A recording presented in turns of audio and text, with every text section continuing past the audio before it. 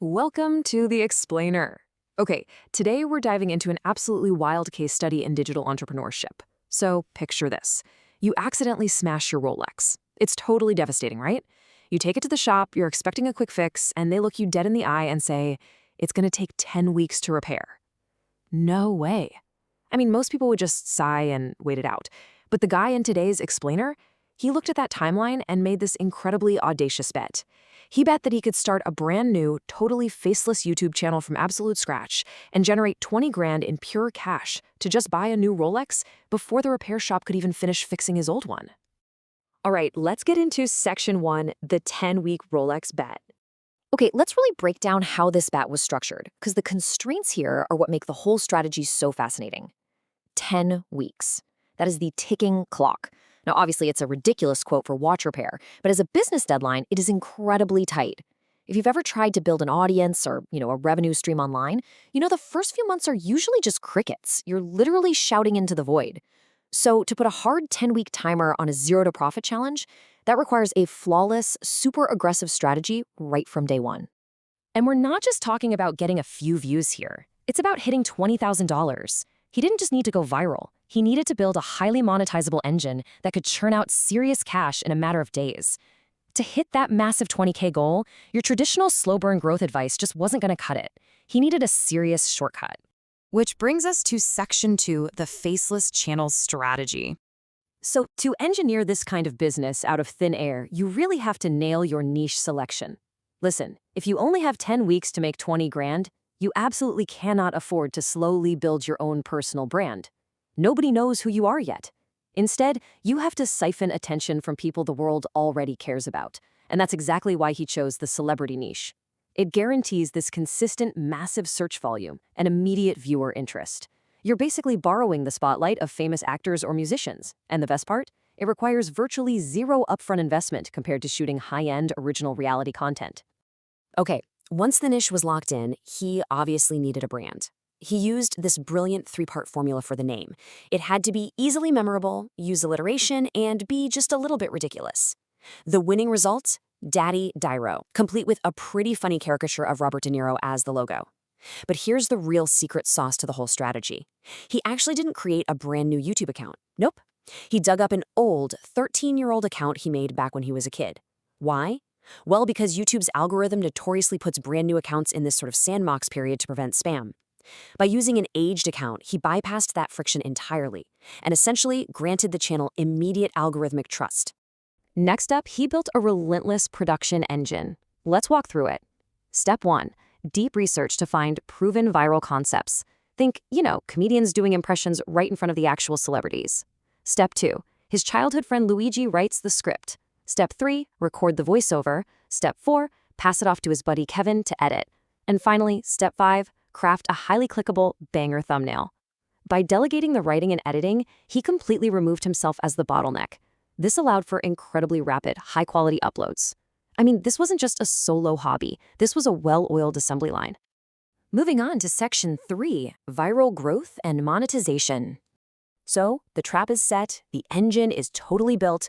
Let's see what happened when they finally hit upload. Guys, the very first video blew up overnight. It hit 60,000 views while he was literally asleep.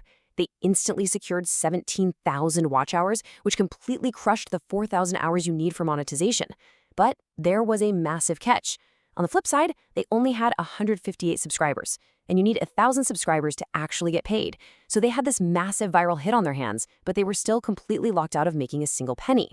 So how would you react to this? You've got the views pouring in, but the clock is ticking, and the audience just isn't subscribing. Well, the creator immediately pivoted. For video number 2, he engineered a massive, super aggressive call to action, or CTA, specifically designed to fix that subscriber deficit. He explicitly told the viewers, hey, hit that subscribe button.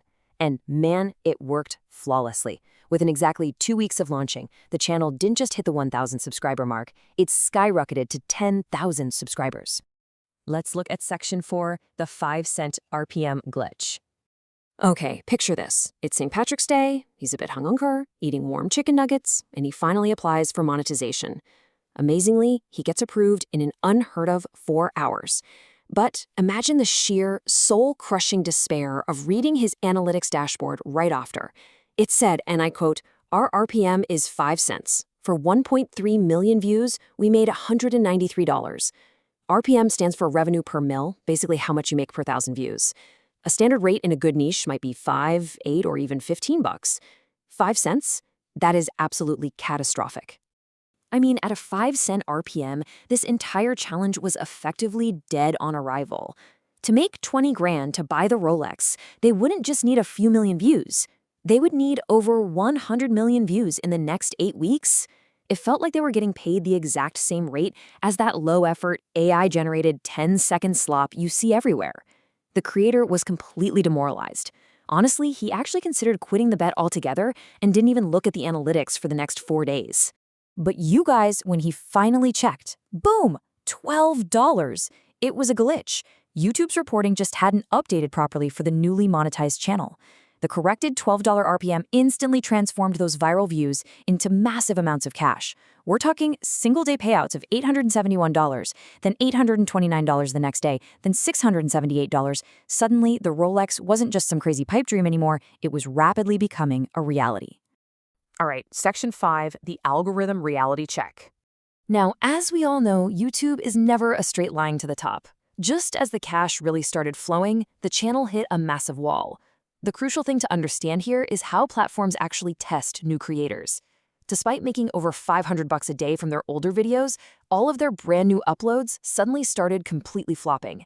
The creator posited this fascinating theory. He calls it the YouTube test. From his experience, the algorithm often artificially boosts your first couple of videos just to give you a taste of success and motivation. But right when you think you've cracked the code and you're sitting on top of the world, they hit you with a harsh reality check, dropping your new videos to like 100 views. They do this to test your consistency. They want to see if you're actually hungry enough to keep working when that instant gratification just vanishes. So what exactly is the solution to this algorithm test? Listen, there is no secret hack. There's no magic setting you can toggle in your dashboard. The only solution is raw, unyielding output. Over the next 3 weeks, he just put his head down and uploaded 6 more high-quality videos. He pushed straight through the dip. The views definitely fluctuated, but eventually they struck gold again with a few more absolute viral bangers. And finally, Section 6, the final profit breakdown. So, did all that raw persistence actually pay off? Well, this timeline is practically a masterclass in execution. They posted the very first video on March 5th. By March 19th, literally just 2 weeks later, they had an audience of 10,000 subscribers. And by April 21st, the $20,000 goal was absolutely conquered. Just take a second to think about that. The repair shop asked for 10 weeks just to fix a watch. This team built a media property from a fat 0 to surpassing their massive revenue goal in exactly 6.5 weeks. But let's look at the real business accounting here, because as they say, gross revenue is vanity and profit is sanity. They grossed over $21,000, but like we discussed, this wasn't a solo mission. He had to pay Luigi for writing the scripts and Kevin for the editing. That team payout took about $7,440 out of the pie, so that left a true net profit of just over $13,560. Now, hold on a minute. You might be thinking, $13,560 isn't enough to buy a brand new $20,000 Rolex, right? Well, true. But with his existing business cash flow supplementing the channel's massive momentum, plus some incredibly savvy negotiation skills, he managed to find a perfect condition Rolex and haggled the price down to exactly $19,000. He put in the offer, it was accepted, and he had a pristine watch on his wrist weeks before the repair shop would have even called him to come pick up his old one. Challenge completed. Everything we just unpacked today isn't just a fun story about a smashed watch, it's a literal blueprint. By leveraging the celebrity niche, optimizing a fast workflow, and just pushing through that brutal algorithmic friction, he effectively built a digital asset that generates over $7,000 a month in pure profit. And he did the whole shebang in just 45 days. It completely proves that the tools for massive digital leverage are sitting right in front of us. So as we wrap up this explainer, I really want to leave you with this final provocative thought.